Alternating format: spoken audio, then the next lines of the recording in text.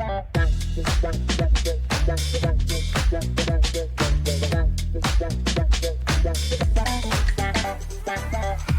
Chris Heisten Financial is in the house today. Good friend of mine. You have a history of just being a badass, I guess, if we were to say it best. I mean, you're a professional hockey player. You won a national championship with Maine. Black Bears. Did not. No, did not. My brother did. Your brother. Oh yeah. He was the year after you. We lost in the overtime though. So we got there at least twice. Still, right? Mm-hmm. And then, you went from working for the man, so to speak, as a financial advisor to opening your own kind of boutique financial advising business. And I think there's a ton of people out there who need financial advice, especially these days with the economy the way it is and how things are going. It just, I'm kind of like leaning on you to give me the rundown on what people are supposed to be doing right now with their monies if they have extras. Yeah. How are you today? Let's just start out. We don't need any heavy questions to start. Yeah. Like what stock should I invest in? I'm the wrong guy for that. How can I be rich? Yeah. What is it? What is it that you do? What have you been up to? So I guess a little bit about me. Born and raised here in Anchorage, Alaska. Went to Diamond. Left 96 a while ago to go play juniors, do all that stuff. And then I was fortunate to play, college hockey at the University of Maine. And that was a great 4 years, great experience. Was able to, as a 2-year captain, kind of a recruited walk-on. Went and played there. Kind of had everyone just tell me no all the time. I got tired of hearing no. And so I kind of just punched through and made my way there and kind of shocked people when I got there. I was able to play a little bit of pro hockey. I mean, didn't make a bunch of money, but had a lot of great stories. Yeah, so for sure. That was fun. It was fun playing down in Florida. I learned how to golf for a year with my best friend. Came back to Alaska and then kind of just body was shutting down, had to kind of get a real job. And my actually future wife at the time had told me to kind of get into investing because I like numbers and mutual funds and all that noise and didn't really know much about it. And I got an interview with Merrill Lynch and they kind of took me just on my personality alone. And that was great. And this kind of just worked for them for about a while. And then I decided I wanted to go out my own and kind of create my own firm. And that's where I am today. We focus a lot on like tax planning and cash flow. That's kind of like our bread and butter. And then obviously we bring in the financial plan. So that's kind of us in a nutshell. Typically we work with clients that are oil workers, business owners. That's kind of the bulk of our business. But we also, I think the number one thing is we just want nice people, nice people. We're a humble little boutique shop, but we feel that we differentiate ourselves in the marketplace today just because of like our customer service, our offering and our service. That's kind of where we're at today. And it's myself. I have a junior kind of, I guess call him a partner now, William Wren. He's great. And just him and I, and my wife kind of helps out in the office stuff. So it's a small little shop. We want to have like that family feel. And I think that's what our clients like. Yeah, it's Alaska, right? So people love to see that kind of like family sort of like tight knit group. And the fact that you grew up here too lends a lot to like just leveraging your network that helped you, I'm assuming helped you build your practice in a lot of ways. Yeah. It's kind of when everyone's trying to build a practice or some type of business, you got to kind of find some type of niche. What everything kind of went back to was hockey. I would coach youth hockey just because I want to be part of it all. But, talking to parents, they trust me with their kids. They started trusting me with their money. Yeah.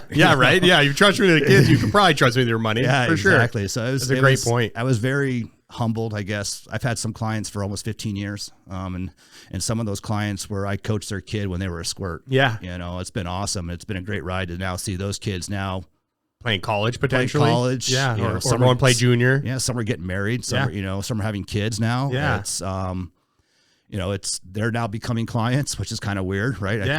So it's been a long cycle, but I enjoy it. It gets me, I think that's one thing I do enjoy the most about my job is just the fact that the impact I make on clients' lives. And I don't really look at them as clients, look at them as people, as like family members, just the impact I have in their lives. And just being able to like see them, like people grow as you grow as a person as well, like 100%. Seeing their kids go off to play juniors, your kids off to play juniors. It's like, It's cool. Yeah, it is. It's kind of like, the lifestyles that we are, I guess I guess you call it lifestyle growth. We go through the cycles of life. I guess the best way to put it, from coming, out of college to trying to find your way, not knowing what the fuck you're going to do. Exactly. Yeah. Right. You're just like kind of fake it till you make it, smile and dial, Yeah. You didn't know anything about financial until you knew stuff about financial. You have a ton of certifications too. I was just looking at your LinkedIn, not that I needed to know, but I was like, damn. Yeah. You got a ton of acronyms behind your name. It's kind of like when I played hockey, I wanted to become a student in the game. Yeah. I wanted to be kind of a Swiss Army knife, I was not the most talented, but I knew there was a spot for a player like myself. And so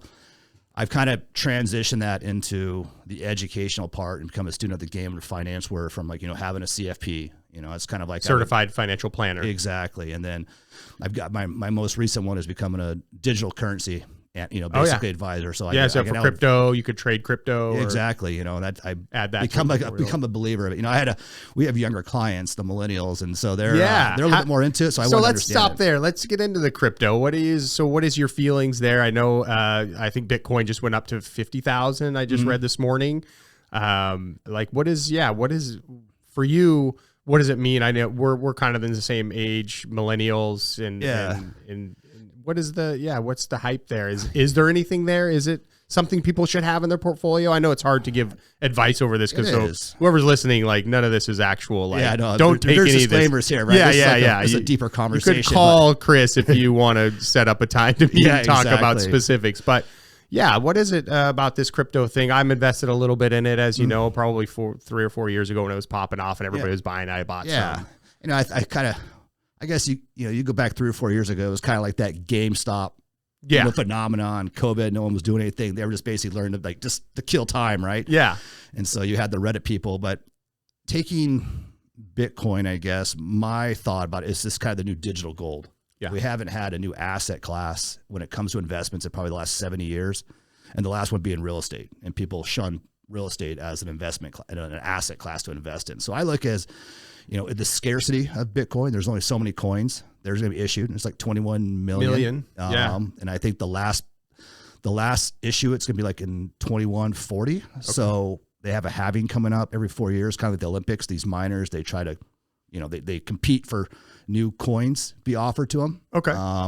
So we have a new one coming up here in April. But like I said, the big thing that's happened now is the ETF, which is an exchange traded fund. It's a way for an individual not wanting to own the actual Bitcoin, the actual currency.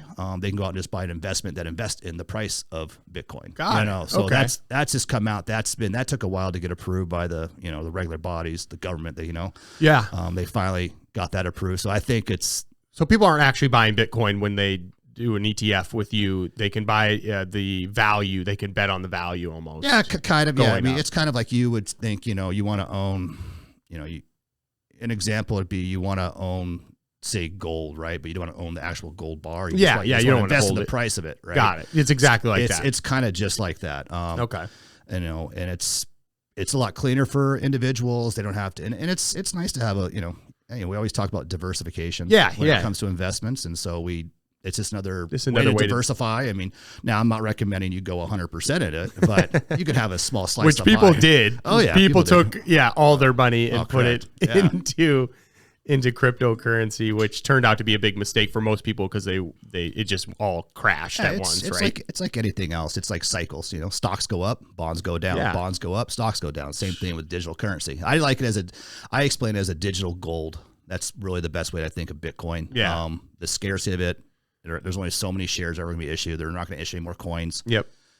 That's there's a limit of what they're going to issue. I should say that. Yeah, so that's why I kind of like. So supply is limited, so therefore the price should go up over time as demand increases. Should. I mean, right? It's back to economics 101, supply and demand, right? Right. So that's kind of the way it works, and we like it. We have the offering for clients, which is nice. Not all clients are on board, and that's fine. We just kind of lead the horse to water. If they want to take a drink, they can. But we just want to be, that's just part of the education part. We just want to be educated in the things that our clients like. Sure. Not every client's going to like real estate. Some do. Not every client's going to like Bitcoin. Some do. Right. But you have the option. Exactly. You give them those options. And that's kind of what we try to do here. So it's not just stock market stuff that you're investing in. You have other asset classes that you can help people diversify their retirement. Yeah. Without, try to keep it just kind of general here. But we have, alternative investments. We invest in kind of private debt, private equity, private real estate. Got it. So it's just not where. I think the misconception of a lot of advisors is sometimes they think of us as like stockbrokers. Yeah, that's what I was going to say. Like, you're not a guy to come to and be like, hey, I got $200,000. I want to turn this into $3 million in 3 months. Yeah. You know, that's not what you do. No. You're a guy.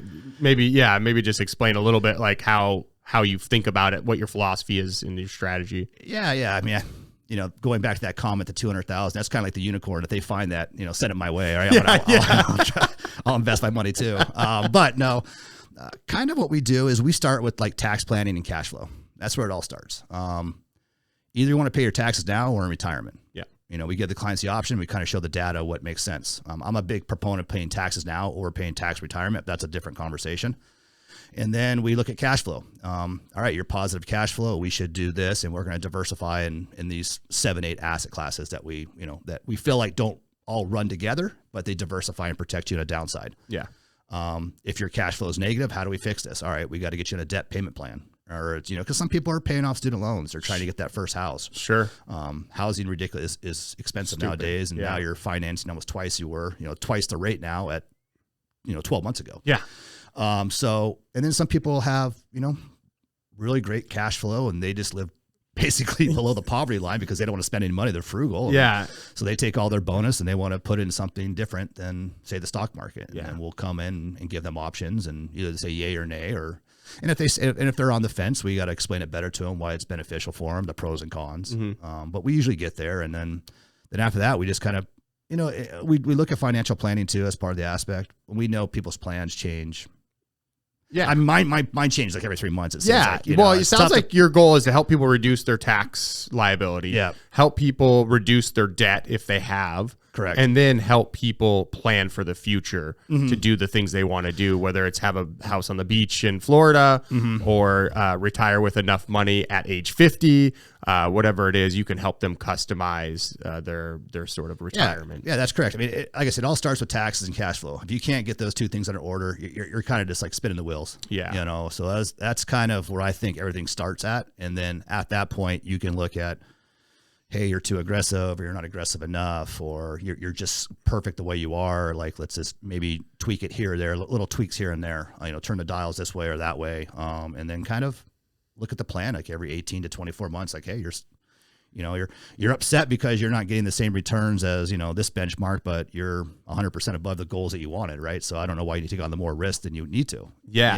And I don't have that calms them down. I think really the one thing that we take for granted too is, we're kind of like financial life coaches. I mean, I don't have a shrink degree, but sometimes I turn into a shrink I bet when markets are down 20, 30% and people want to jump out the windows, because it's all paper losses at the point. And, it's not you're sitting down with people when they're hitting the panic button. Yeah. And they're like, oh my God, should we sell everything? You have to talk them off of the cliff. We do. And we've done a better job educating and communicating with our clients. I think that's the one thing we've done better in the last like 24 to 36 months that I had in the past.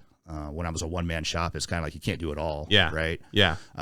So that's been nice to kind of communicate. And our clients, we're getting less and less panic calls during downturns. They're now because you've educated them on like, hey, market's crashing. You might want to put more in. Yeah, exactly. You might want to buy more. You want to buy a good building that's burning, right? So yeah. If I tell anyone if they could buy Apple at $5, I'm pretty sure everyone would buy Apple today at $5, right? Yeah. If it's gone down for what it was today. Absolutely.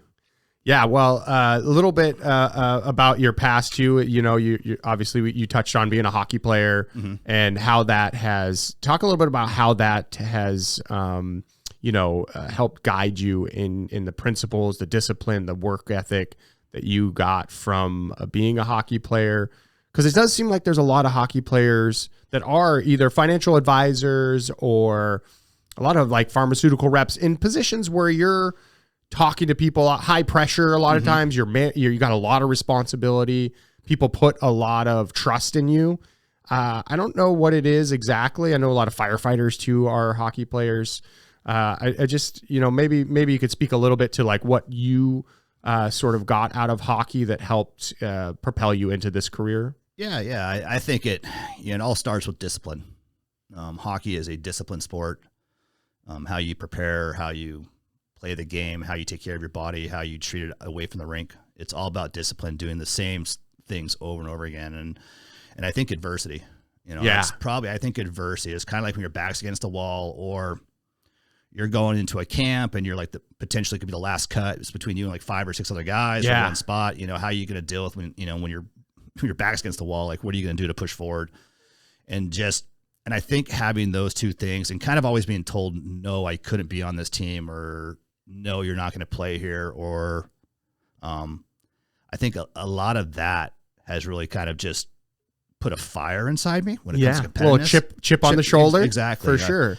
I was always kind of, I was never like the top player, never the bottom I think player. almost every hockey player has a story like that. We're not all Connor McDavids and Sidney Crosbys. The 99.9% of hockey players are getting to levels where they're getting cut and they're having hard conversations with the coach about, their skill level's just not there. Yeah. And I think that, the tough thing about hockey, I think in any sports too, is when you get to a certain level each year, you're basically back at bottom, 0. Yeah. Because you have new kids coming in. Right? Young, kids, fresh. And, so that was, you always had to kind of put your best foot forward and try to not listen to the outside noise. That's number one thing. I don't listen to the outside noise. That's one thing I can say. If it's religion or politics or government, I just don't listen to the outside noise, right? Yeah. I just try to focus what's in front of me and control that. But I think hockey, the adversity part, and that, and I can see it in firefighters too, right? I mean, they have to go into those situations and have their head on their shoulders and not panic and not feel like they're going to die in those situations. And I think, and I've had kind of the laissez-faire type attitude where like, I know the sun's going to come up tomorrow and I'll be fine. It's another day to fight. It's a great point.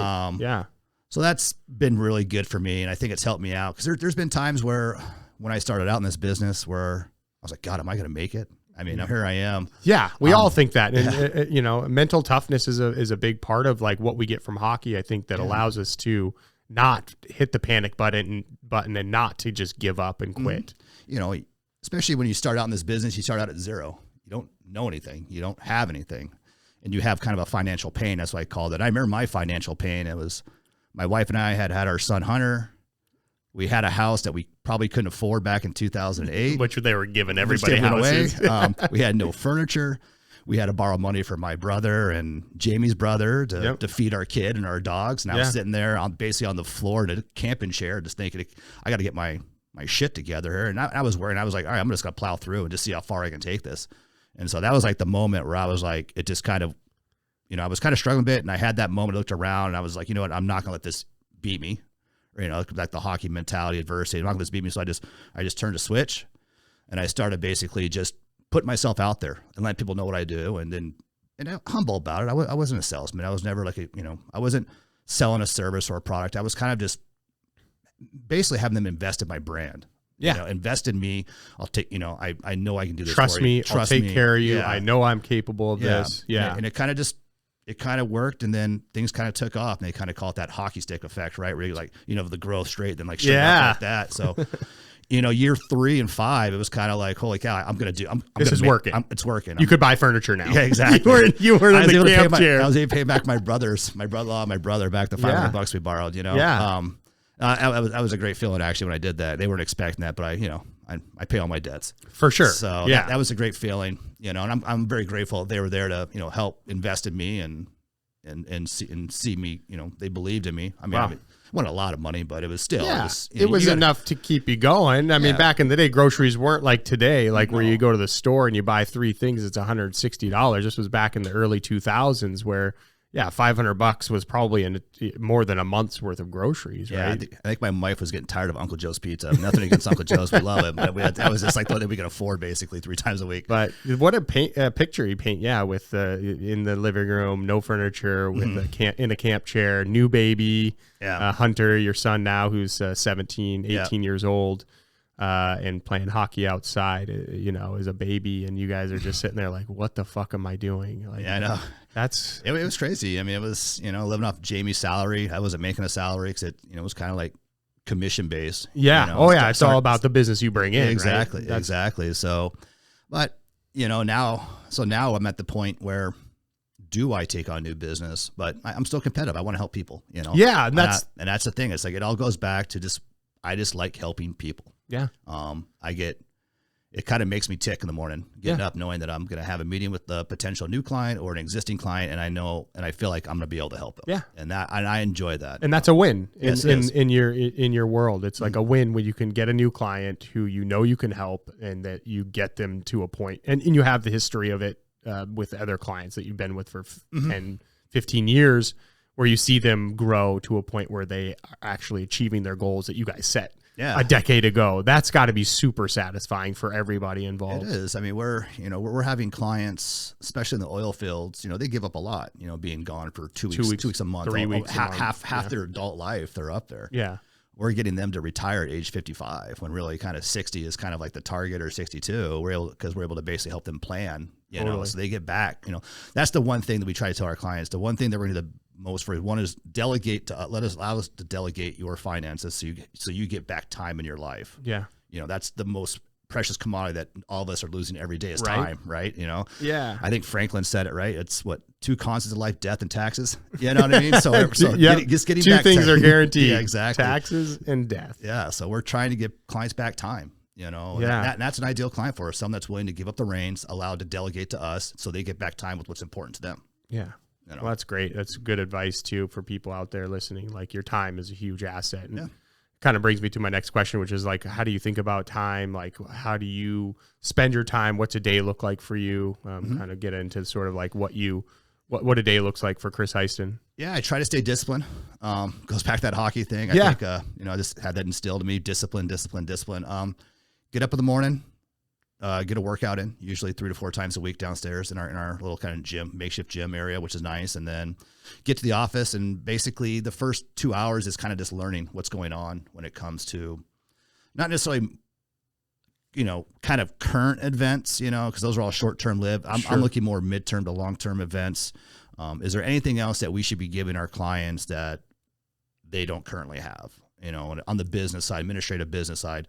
And then typically from 10 to 2, it's I'm either talking to clients or potentially talking to a new client. That's kind of the times I set. And between 2 and 4, I kind of just shut down the mechanism, right? And I kind of just plan my day for the next day, finish up any tasks that I didn't complete, and if I get done early, I leave, right? Because I want to, go for a walk outside or do something fun.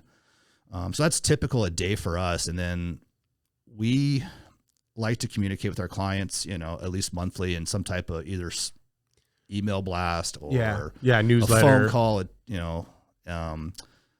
emails.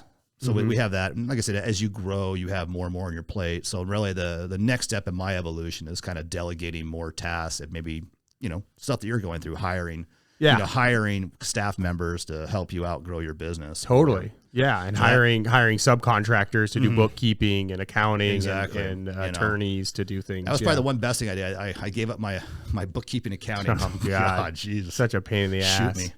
Yeah. Is that, did you give that to Vince? Yeah. Vince Veit. Shout out to Veit and Veit Accounting.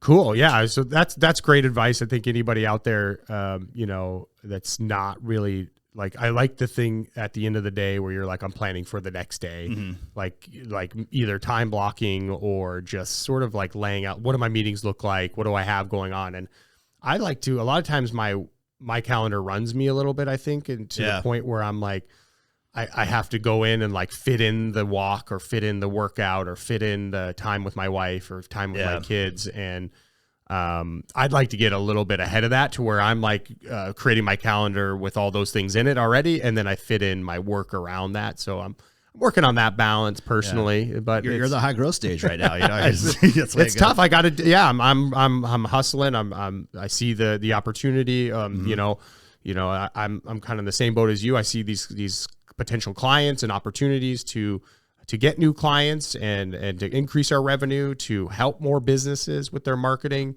and to hire great people to have a great culture and a work environment for people to work. And that's really what brings me satisfaction. And it sounds like you're exactly on. Yeah, well, that's what I'm trying to create that work culture. When you're a one man shop, you're high fiving yourself right in the mirror.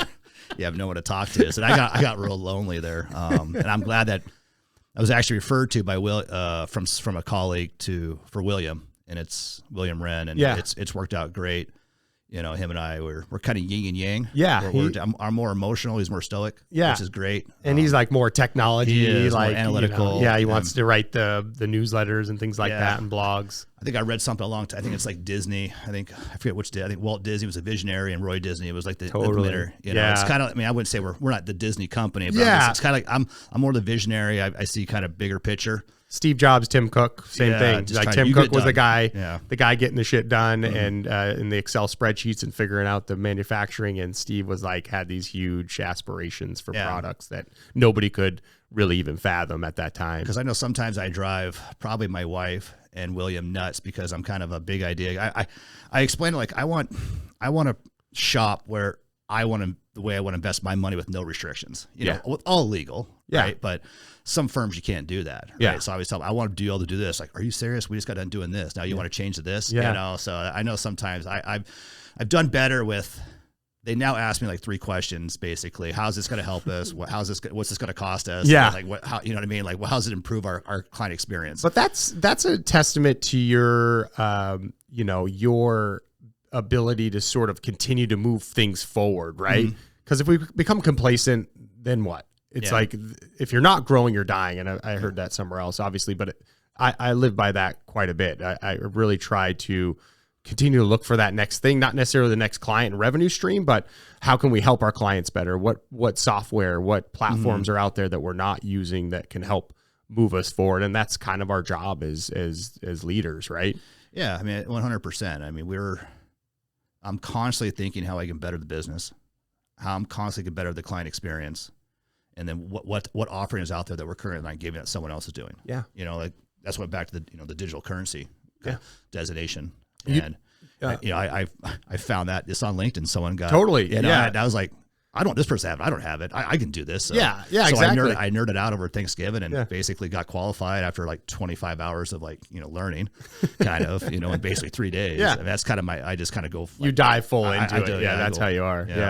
Yeah. That's awesome. What other things are you doing? I know you're part of, this is something for people out there that are in or wanting to get into like a career or in starting out in a career, like getting a mentor, getting into networking groups. And what are you doing in that front? I know you have some groups you're a part of in your industry that have really helped you a lot. Yeah. It's kind of called, I think it may be called different in every kind of profession, but we call ours like a mastermind group. Yeah, mastermind. I think that's probably the same everywhere. And it's basically, I'm in 2 of them where it's just other advisors, kind of business owners, you know, / advisors that are in the same life cycle, business cycle that I'm currently in.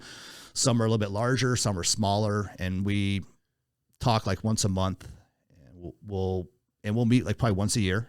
It's nice to get, you know, see someone face to face, and we'll get together. You guys actually go somewhere physically. Yeah, physically. Yeah. Like the last one we were just in was in Nashville. One prior to that was in Park City.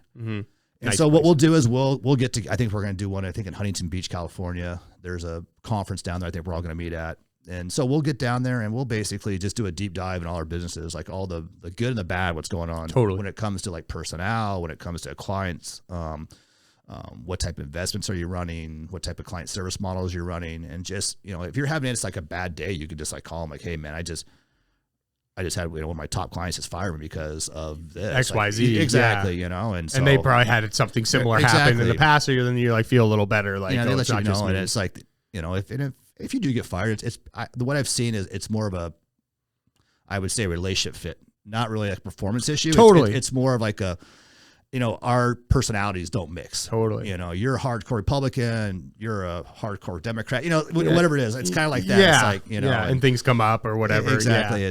So that's what I see, but it's great for me to rely on them, ask them questions. You know, if it's like considering buying a company, right? Have them work through the numbers with me. Cause you know, that came up last year. We were thinking about buying, you know, acquiring another company, a book of business. Basically. Exactly. You know, I go back to my thing. Okay. My work-life balance is great right now. Yeah. I always tell people this, like people that invest in personal real estate, buying like a duplex or a fourplex. I think I've been told this. Yeah. Do you want to buy yourself a job, right? Or do you just want to like lend your money to someone else to do it for you, right? Yeah, that's some advice I got too, for sure. I was talking about buying a business, which I did end up buying, and my attorney was looking at it, and he was like, "Yeah, you're basically buying yourself a job," and I'm like, "Yeah, probably more work for sure," but. You know, I see that's sort of my personality is I see like that job, it's going to be hard initially, but I can see building something to a point where then now we can hire somebody and get them an operator in place and then have some kind of a revenue stream based on that business. But that's great. Yeah, that's good advice for sure. I think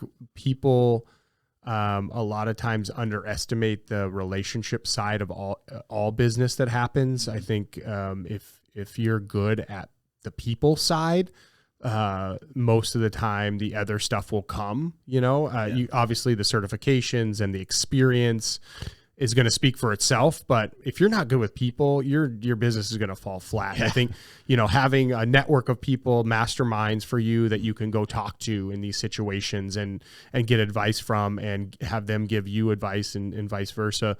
And having your customers or clients or partners, whatever you call them, to come to you and get advice from you, and you be able to give them the information or just talk them down or just give them therapy, and being able to just that human aspect, I think, is so underestimated, where you just have to listen empathetically, where you're like listening to somebody in such a way that you're feeling what they're feeling and you're able to speak to what they're feeling. And in our conference room, we have a box of tissue, and every now and then people use it, because we're just asking why they're doing all this. What's their big why? Yeah. Like, why is it that you're saving all this money, you're investing this money, you're working all these hours, you're taking away time of your life. What is the big why you're doing this? And it gets kind of emotional. Clients, you think everyone's, I just want to retire. Yeah. Why do you want to retire? When do you want to retire? Yeah. Where do you want to live when you retire? Like they just don't think about it. And it takes, it doesn't happen overnight with like a new client. It probably takes 18 to 24 months to build up that relationship with clients. To be able to get in those conversations. To get there, to kind of peel back the layers. Sure.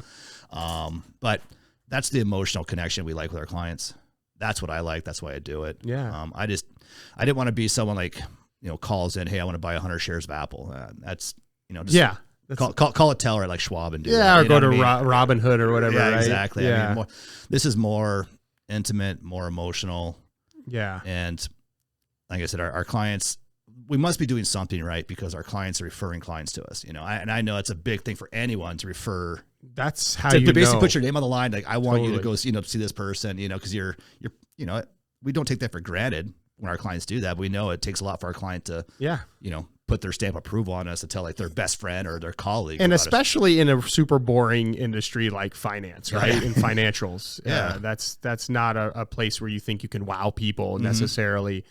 That is the biggest compliment though, when your clients start referring you to other clients. And for any product or service that somebody's offering, if somebody's like, oh, you have to look at this or you have to talk to this person, that's huge. And that's really what is the biggest driver, I think, of any business or any product or service that's offered. 100%. I mean, it's kind of it just shows you're doing right by them, and they appreciate what they're getting.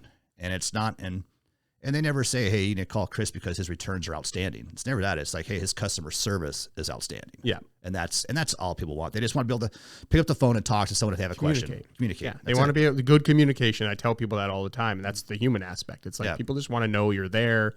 You're going to help them, and you're going to listen to them. Yeah. And I have a lot of business owner clients that I call and ask for advice too. Sure. I'll call, because I have some people that have been running a business for 30 years successfully. Yeah. I'm like, well, how do you do it for 30 years? Like, how do you deal with employees? Like, what do you do to fire someone? All this. And they're a wealth of knowledge, and they enjoy that, So I seem to gravitate more towards the business owners now because I kind of speak the language. Yeah. I enjoy it, but I like working with like just good people too. That's like number one, is like good people. Yeah. Not assholes. Yeah. I've had to fire like 3 clients personally. I didn't like doing it, but it was just, they were just nasty and mean. Yeah. How do you how do you get to a point where you're going to fire a client, and how does that work? It's not easy. It's never easy. I mean, there's not really, we don't have kind of a playbook for it. It's kind of like, because these people are in a lot of ways like, it might be paying you some of your bills, right? And they were good sized clients. Yeah. And, I've had to fire 3 in the last 15 years, and they were all the same thing. One was they just fought us in everything we want to do. They just wanted to be control everything. And I just said, it seems like you like this. You like to do this more than like me telling you what to do. Yeah. So I think you should just not pay our fee and you just go do it yourself. Right. Yeah. And he appreciated that. It was actually kind of a stress reliever for him. Okay, good. Cause I wasn't sure how to swear. I said, and that was kind of an easy one. The other ones were, they were just calling and just nasty. And then they wouldn't return our phone calls, and they would call on a Saturday at like 8 o'clock at night, Yeah, all freaking out on you. I was an idiot for answering the phone at 8 o'clock at night. Sure, but I do the same thing right now. I mean, I'm hustling, and I'm in that point where you probably were when you were going through this, where you're like, I pick up the phone no matter what. Yeah. And that's what people expect. Yeah. But you're at a point now where you're kind of beyond that, and you've learned a lot of lessons. I think, when you start out in the business, you give out your cell phone to everyone. Sure. Yeah. Now I tell clients you can't have access to bat phone anymore. They still call me. I still accept it, but sure. But they know, my clients are good. They call during normal working out. We have lives. I mean, they have lives. Yeah. I'm not calling them at 7 o'clock on Sunday at 7 o'clock. So that's a lesson. If you want to work with Heisten Financial, don't be a fucking asshole. Yeah, exactly. That's number one. That's like number one right there. Are you an asshole? No. Okay, we can work together. That's actually on our intake form. It's spelled that exact same way. No. That's awesome. Well, what kind of stuff are you consuming right now as far as like podcasts, books, reading? Like, what do you do for besides Seth Stetson? Yeah, besides just crushing the podcast. Hashtag smash that subscribe button. There's actually 2. There's 2 podcasts. One's called Unchained by a gentleman named Rick Edelman. It's kind of like future in tech, cryptocurrency. It's this. He led the class that I took, the designation. So he's pretty intelligent when it comes to like crypto, but it's like new technology that's coming out and just like life technology. Cool. I like that. And then there's I would kind of call him the godfather of financial advising practices. This guy named Michael Kitces. So kitces.com. He has good podcasts where other RIAs, firms like ourselves, they speak about their business, their practice, things they're going through, how they're marketing, how they're structured. Exactly. Yeah. So he does a good deep dive interviews with some pretty successful people around the country. And then book wise, are you reading anything right now? No, I've had to turn the mechanism off. I was reading about a book a week for about 4 years. Crushing books for about 4 years there, and I had to. My wife told me you need to take a break, and it was getting to the point where I couldn't even put the words together because I was reading so fast. Yeah. But one book I think everyone should read is The Philosophy of Money by Morgan Housel. I think that is a Psychology of Money. Sorry, Psychology of Money. Yes, because you bought me that book. On Amazon. I crushed it. Yeah. It is a great story. It's a great, just simple. I find it's a story more than like any kind of like, there's obviously a lot of advice in there, but he just tells the story from when he was the bellhop at the hotel and watching these guys pull up in their Ferraris and thinking everybody's looking at them, but really everybody's looking at their car, imagining themselves in it. Yeah. And why did they spend that much on that car just to have that status when they could have, and they potentially aren't that rich either, right? They just want to have that status. So the whole book is about kind of this. It's like 20 to 25 short stories. Exactly. About money topics. Yeah, and this guy's a pretty well-known or respected financial advisor, correct? No, he's not. He's been kind of an investment writer. That's what it is. Yeah. He started out, I think, at motleyfool.com. I think he started writing there, and then he kind of write like short stories, and now he has a little podcast too where he does like a 10, 15-minute short story about money. Oh, cool. And the philosophy of it, psychology of it. Yeah. He came out with a new book called Same as Ever. I haven't got to that. I have it. I haven't read it yet. I'm going on a trip here to watch my son, so I'll probably read it then. And then, but that book's great. I enjoy that. It's just kind of, I probably took about 7, 8 nuggets out of that book and now apply it to our practice. Yeah, and life too. I mean, in terms of the one thing I took away from it, I think it was the very last few chapters, he talks about, or maybe it was throughout the whole book, about keeping your expenses the same as your income goes up. So not jumping the gun and buying that next big house or that next expensive vehicle, or, going on that huge vacation, keep your expenses, In he check. kept his expenses at sort of what he said was him and his wife when they were in their 20s.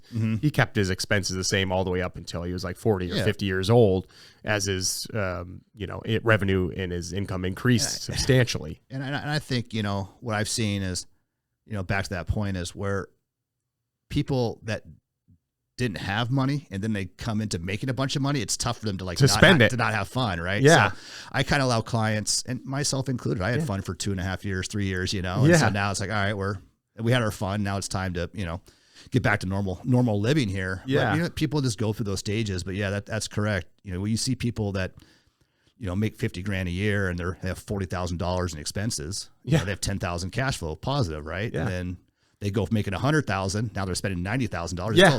They haven't improved their situation. It's exactly what it is. And that is the case for most people. It is. It's like, I made 250,000 this year, but I spent 260. Yeah, exactly. I had fun. I mean, that's the one philosophy I took from that I really enjoy that one. And then plus just the greed part, people, there's a lot of greed out there, and I try to stay away from it. People, they like to kind of tout who they are and how big they are, and how big their pocketbooks are. Just stay humble. Yeah. I think it's weird because like an extension of myself is a lot of my clients, the way they think, I think the same way. Yeah. So it just kind of seems that people that gravitate towards us, they kind of have the exact same feelings as us and the exact same philosophy. Yeah. Yeah. And that's who we kind of surround ourselves with. I'm a big believer in the vibrations we put out attracts the things that the vibration that we're putting out. We kind of attract that same. Well, it's kind of like if you're a bad person, you attract bad people. Yeah, right? yeah. You play in that circle. Exactly. So cool. Anything else you want to leave our listeners with, Chris? I really appreciate you coming in today, man. This is great. It's my first time ever doing this. I've always kind of wanted first to do podcast. it. Yes, got him in. Crushed it. No, yeah. I just appreciate the time. Yeah, allowed me to tell my story. And if somebody is interested in talking more about finances and financials, how can they find you? Yeah, I mean, you can just Google Heisten Financial. Yep, Heisten Financial. Our website pops up there, and there's a way. We have I think you guys call it a call to action. Call to action, intake form thing. Exactly. Yeah. And like I said, we're willing to talk to anyone, and we'll let them know if it's a good fit or not. And one thing we want to do is give them like 1 or 2 pieces of nuggets they can take away from meeting. Yeah, even if they don't go with you, they've still got some good advice. If they have a financial pain, like it's like, hey, you need to pay down your debt probably first, and this is like the order of how we would do it. And, give them like kind of that. Give them a plan. Give them a plan. You know, and they could take it. Like I said, it's up to them to do it, but for the most part, our clients are coming in. They have a financial pain, and we're trying to solve it. Yeah. So, all right, buddy. All right, man. Love you, buddy. Yeah. Thanks. Take care. Bye.